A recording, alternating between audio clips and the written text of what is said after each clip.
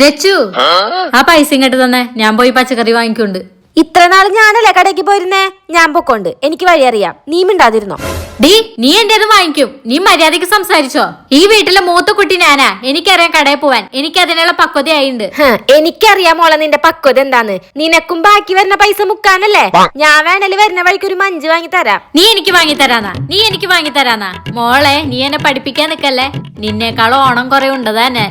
നീ വീട്ടിലിരുന്ന് അമ്മ കാണാതെ ബൂസ്റ്റ് വല്ലതും വാരി തിന്നിരുന്നോ? ഞാനും ഈ വീട്ടിലെ തന്നെയാ, എനിക്കും എല്ലാ അവകാശവും ഉണ്ട്. എടി നീ നമ്മുടെ അമ്മയുടെ മോളല്ലേടി.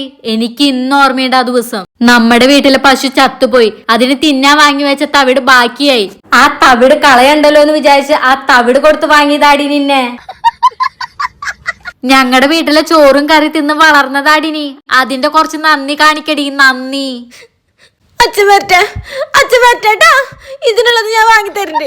എടി, നീ മുക്കണ പൈസ കൊണ്ട് ചന്ദ്രേട്ടന്റെ കടയിൽ നിന്ന് മുട്ട പപ്സ് ലൈമ വാങ്ങി കഴിക്കാനല്ലേ? എന്നാ ഞാൻ അങ്ങനെയല്ലേടി, കുടുംബത്തിന്റെ കാവൽനായി അടി ഞാൻ.